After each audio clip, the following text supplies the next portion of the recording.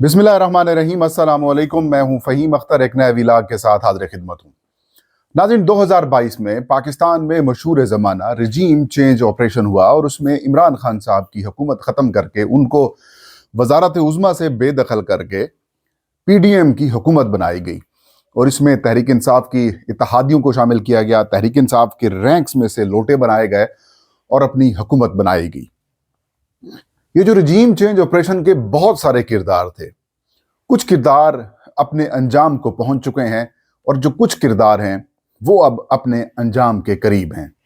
ऐसे में हुकूमत इन किरदारों को बचाने के लिए भरपूर कोशिशें कर रही है और तहरीक इंसाफ के पास क्या ऑप्शंस हैं, तहरीक इंसाफ की कमज़ोर कंप्रोमाइज जो लीडरशिप है इस वक्त, वो क्या किरदार अदा कर सकती है और इमरान खान साहब तक पता नहीं चीज़ें पहुंचती हैं या फिर नहीं पहुंचती, लेकिन आपके ज़रिए हम कुछ चीज़ें ऐसी पहुंचाना चाहते हैं ताकि जो तहरीक इंसाफ की लीडरशिप है वो थोड़ा सा अक्ल को हाथ मारे और आगे बढ़े।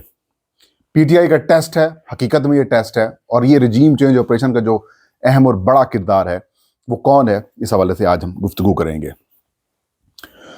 नाज़रीन, जो 2022 का आप यूँ कह सकते थे जो आगाज़ था, उनके पहले ही महीनों में इमरान खान साहब की हुकूमत के खिलाफ साजिशें शुरू कर दी गई। इमरान खान साहब को तमाम तर चीज़ें बताई जाती रहीं। पाकिस्तान के एक सिविलियन इंटेलिजेंस जो इदारा है, एजेंसी है, उसके ज़रिए, लेकिन खान साहब पहले उस एजेंसी के ऊपर ट्रस्ट नहीं करते थे, लेकिन बाद में उस एजेंसी की रिपोर्ट्स के ऊपर ट्रस्ट करना शुरू हो गए। लेकिन जब वो ट्रस्ट उन्होंने करना शुरू किया, तब तक जिस तरह से वो कहते हैं कि जो पानी है वो गुजर चुका था, वो आगे बढ़ चुका था, मामला आगे हो चुका था और डैमेज जो होना था वो हो चुकी थी। और खान साहब को हद से ज़्यादा जनरल फैज़ हमीद के ऊपर जो ट्रस्ट था वो खान साहब को ले डूबा और बड़े मामलात ख़राब हो गए। किरदार क्या थे? जाहिर है डोनाल्ड ट्रंप साहब की पहली जब वो 45वें सदर थे, उनके जाने के बाद 46वें सदर के तौर पर जो बाइडन आए और अब वो 20 जनवरी 2025 को ख़त्म हो जाएंगे। उनकी जगह के ऊपर एक बार फिर डोनाल्ड ट्रंप जो हैं वो 47वें सदर बन के अमरीका में आ रहे हैं। तो जो बाइडन साहब जब आए तो उनकी और इमरान खान साहब के दरमियान कुछ क्लैशेस, या उनके पर्सनल तो नहीं लेकिन पॉलिसीज़ के अंदर क्लैशेस आना शुरू हो चुके थे। डोनाल्ड बिलखसूस उस वक्त क्लैशेस शुरू हुए जब अमरीकी इनखला के बाद अफगानिस्तान से अमेरिका की जानिब से कोशिशें शुरू की गई कि हम कुछ एयर बेसेस हासिल कर लेते हैं और उनके ज़रिए हम अफगानिस्तान के अंदर बमबारी किया करेंगे और जो ठिकाने हैं दहशतगर्दों के, मुबैना दहशतगर्दों के या तालिबान के, उनको हम निशाना बनाएंगे और अपनी जो चौहदराहट है वो जारी रखेंगे। और वो ये प्लान कर रहे थे कि जो इस वक्त बुरी नाकामी हमें अफगानिस्तान के अंदर हुई है, कुछ ना कुछ हमें उसका फेस सेविंग जो है वो मिल जाएगी। अड्डे मांगे गए इमरान खान साहब का मशहूर ज़माना, एब्सोल्युटली नॉट ऑप्शन आया। फिर रशिया चले गए। रशिया जिस दिन इमरान खान साहब पहुंचे उसी दिन ही यूक्रेन के साथ वार हो गई और इमरान खान ने इसकी मजम्मत करने से इनकार कर दिया और ये कहा कि जिस तरीके से आप न्यूट्रल हो जाते हैं कश्मीर वाले मामले के ऊपर, हम भी न्यूट्रल हैं सारे मामले के ऊपर। और फिर इमरान खान साहब का जो तख्ता है वो उलट दिया गया। उसमें किरदार थे पहला जो बाइडन का, फिर डोनाल्ड लू का, फिर उस वक्त के army chief general Qamar Javed Bajwa का। बैक एंड के ऊपर सपोर्ट उनको मौजूदा आर्मी चीफ की भी थी। DGISI जो उस वक्त थे, लेफ्टिनेंट जनरल नदीम अंजुम, वो शामिल थे। अपकमिंग जो चीफ जस्टिस ऑफ पाकिस्तान थे काजी फाजिल साहब, उन्होंने सुप्रीम कोर्ट को कमज़ोर किया। और फिर एक इदारा जिसे इलेक्शन कमीशन ऑफ पाकिस्तान कहा जाता है, इसका भी बड़ा किरदार था। एक एक करके तमाम किरदार तकरीबन पहुंच चुके हैं अपने अंजाम के ऊपर। मिसाल के तौर पर DGISI साहब रिटायर हो गए हैं, कमर जावेद बाजवा चले गए और अब सुनो उनके खिलाफ कार्रवाई भी की जा रही है। फिर डोनाल्ड लू और जो बाइडन, वो भी जल्द या बदेर 2-4 दिनों हफ्ते तक वो भी अपने अंजाम को पहुंच जाएंगे। काजी फाजिल साहब भी रिटायर हो चुके हैं, वो भी अब गुमनामी की ज़िंदगी गुजार रहे हैं, पता नहीं कहाँ पे हैं। पीछे रह जाते हैं chief election commissioner Sikandar Sultan Raja और इलेक्शन कमीशन के कुछ मेंबरान। अब इनकी जो रिटायरमेंट है वो हो रही है 26 जनवरी 2025 को। इनकी भी, मेंबर सिंध निसार दुरानी साहब की, मेंबर बलूचिस्तान शाह मोहम्मद जतोई की भी। इन तीनों मेंबरान की, यानी कि एक चीफ इलेक्शन कमिश्नर और 2 मेंबरान, इनकी जो रिटायरमेंट है ये 26 जनवरी को हो रही है, 5 साल आईनी मुद्दत मुकम्मल करने के बाद। अब पाकिस्तान में भला आइन कहाँ, पाकिस्तान के अंदर कानून कहाँ, पाकिस्तान के अंदर رول آف لا کہاں، سب اپنے اپنے منجن اپنی اپنی کہانیاں بیچ رہے ہیں. جہاں اس رجیم کو، اس سسٹم کو کوئی آئین قانون پسند آتا ہے مرضی کا تو وہ ایکسیپٹیبل ہوتا ہے، جہاں پر پسند نہیں آتا تو پھر وہ پسند نہیں آتا، اس کے اوپر عمل درآمد بھی نہیں کیا جاتا. اب آئین یہ کہتا ہے کہ نئے چیف الیکٹ، جو 26ویں آئینی ترمیم کی گئی، اس سے پہلے یہ آئین کہتا تھا کہ جیسے ہی یہ اپنی مدت کو پہنچیں گے یہ ریٹائرڈ ہو جائیں گے. 26ویں آئینی ترمیم کے اندر یہ لکھ دیا گیا کہ جب یہ کوئی اگر عہدہ خالی ہو جائے گا چیف الیکشن کمشنر کا یا پھر ممبران کا، تو نئے ممبر کے آنے تک یہ ممبران کام کرتے رہیں گے. اب یہ ترمیم تو ہو گئی، لیکن بات یہ ہے کہ اس کا مطلب یہ تھوڑی ہے کہ آپ جو ہیں وہ خاموشی اختیار کر کے بیٹھ جائیں کہ بس یہی کام کرتے رہیں گے. نہیں، آئین اس حوالے سے بھی کچھ اور بات کرتا ہے. آئین کا آرٹیکل 215 ہے، وہ یہ کہتا ہے کہ جب وزیر اعظم اور اپوزیشن لیڈر کے درمیان مشاورت ہوگی اور اگر وہ مشاورت کامیاب نہیں ہو پاتی، اس کے اندر کوئی اتفاقی رائے نہیں ہوتا، یا اتفاقی رائے اگر ہو بھی جاتا ہے، تو تین نام 12 رکنی پارلیمانی کمیٹی کو بھجوائے جائیں گے. 12 رکنی کمیٹی جو پارلیمانی ہوگی اس کے اندر 6 ممبر حکومت کے ہوں گے، 6 ممبرز جو ہوں گے وہ اپوزیشن سے ہوں گے، 8 ممبر قومی اسمبلی کے ہوں گے اور 4 ممبر سینٹ آف پاکستان سے ہوں گے، اور وہ یہ کمیٹی فیصلہ کرے گی. اور تین نام جو ہیں وہ یہ بھجوائے جائیں گے. اتفاقی رائے ہوتا ہے تو بھی نام جو ہے وہ کمیٹی کے پاس جائیں گے، اور وزیر اعظم اور اپوزیشن لیڈر کے درمیان اتفاقی رائے اگر نہیں بھی ہوتا تو بھی یہ نام جو ہیں وہ committee, parliamentary committee for the appointment of chief election commissioner and the members of election commission, یہ کمیٹی کا نام ہے، اس کو جو ہے یہ نام بھجوائے جائیں گے.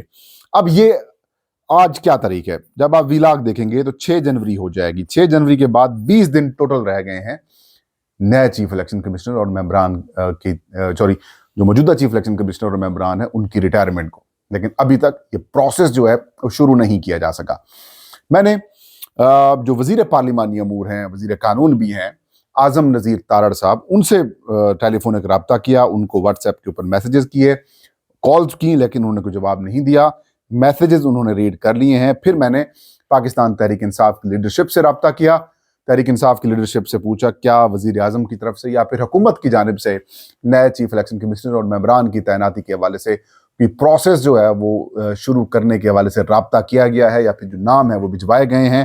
کیونکہ عمران خان صاحب کے دور میں اس سے پہلے جو ملاقاتیں ہوا کرتی تھیں وزیر اعظم اور اپوزیشن لیڈر کے درمیان، لیکن اس دفعہ ایسا ہو رہا، عمران خان صاحب کے دور میں ایسا ہوا کہ انہوں نے اپوزیشن لیڈر شہباز شریف سے ملاقات کی بجائے ان کو خط بھجوایا اور خط میں نام بھجوائے اور ان سے جو پروسیس ہے وہ شروع کرنے کا کہا.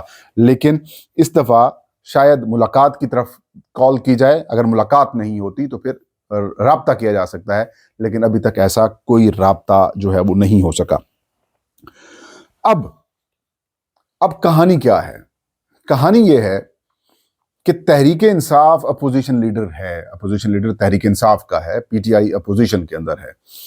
سب سے پہلا کام تو یہ کرنا چاہیے کہ جو چیف الیکشن کمشنر جس نے اس رجیم کو مضبوط بنانے کے لیے کردار ادا کیا، ظاہر ہے رجیم چینج آپریشن تو ظاہر ہے ہمارے باقی لوگوں جن کے میں نے نام گنوائے ہیں انہوں نے کیا، لیکن اس رجیم کو کنٹینیو کروانے میں کمیشن کا بڑا کردار تھا. کیسے؟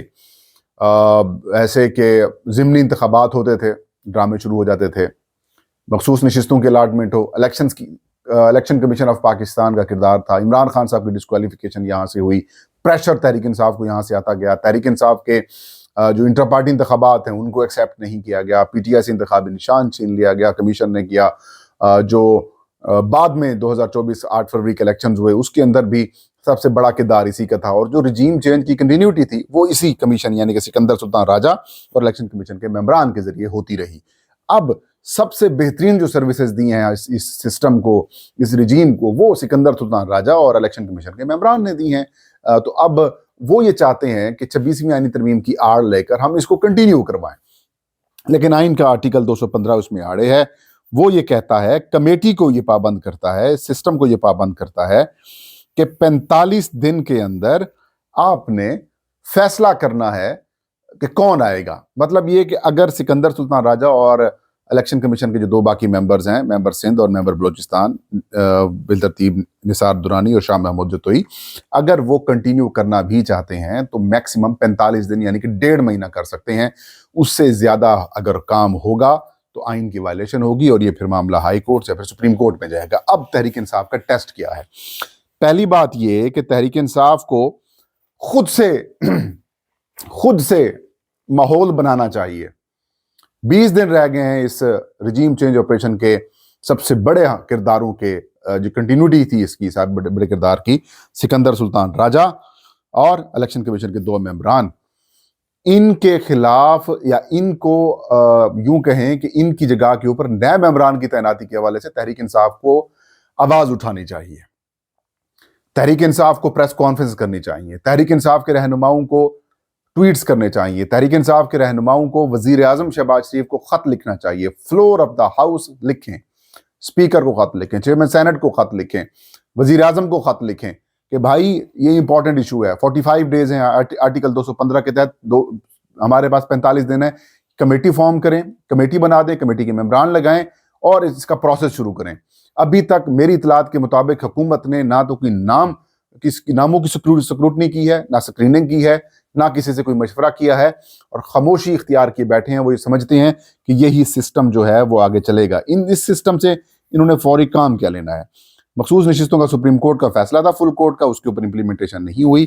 اب یہ پلان کیا جا رہا ہے. میری اطلاعات یہ تھی کہ الیکشن کمیشن یہ ڈیسائیڈ کر چکا ہے کہ یہ مخصوص نشستیں تحریک انصاف کی بجائے باقی جماعتوں کو جو پہلے دی تھی انہی کو بحال کر دیں گے. لیکن اچانک پھر اس سسٹم کو روک دیا گیا، اور اب جب ان کی انجام قریب آ رہا ہے، ان کی ریٹائرمنٹ قریب آ رہی ہے، تو اب ان سے شاید یہ بڑا کام جو ہے وہ الیکشن کمیشن سے لے لیا جائے، اور اس کے بعد جو ہوگا دیکھا جائے گا. آگے اگر معاملہ چیلنج بھی ہوا تو بھی معاملہ کہاں جائے گا، جو ہے وہ سپریم کورٹ کے آئینی بینچ کے پاس چلا جائے گا، اور وہاں پر امیر الدین صاحب بیٹھے ہوئے ہیں. تو تحریک انصاف کو اب فوکس کرنا چاہیے ان ایشوز کے اوپر، کیونکہ اگلے الیکشن الٹیمیٹلی نئے الیکشنز قبل از وقت ہونے ہی ہونے ہیں. ان کے ہونے سے پہلے ان کی چال چلنے سے، حکومت کی چال چلنے سے پہلے تحریک انصاف اپنا کام شروع کر دے، تب جا کر پی ٹی آئی کی جو ہے وہ بچت ہو سکتی ہے. اور ویسے بھی بڑے افسوس کی بات ہے، تحریک انصاف کے رہنماؤں سے رابطہ کرنا ہو تو وہ بڑا مشکل ہوتا ہے. آج کل جو چیئرمین ہے یا پھر باقی سیکرٹری جنرل یا پھر جو بڑے عہدیدار ہیں ان سے رابطہ کرنا بڑا مشکل ہوتا ہے. جب خان صاحب ہوتے تھے، ہم بیٹ کور کرتے تھے، تب بھی جیل سے باہر تھے، تب خان صاحب کے ساتھ بھی ہمارا براہ راست ٹیلی فون کے اوپر، واٹس ایپ کے اوپر رابطہ ہو جاتا تھا، وہ رسپونڈ کرتے تھے. لیکن جو موجودہ ہمارے عہدیدار ہیں تحریک انصاف کے، اللہ ہی بخشے، یہ تو خود کو شاید پرائم منسٹر سمجھتے ہیں. یہ تھا آج کا ویلاگ. اللہ ہم سب کا حامی ناصر ہو.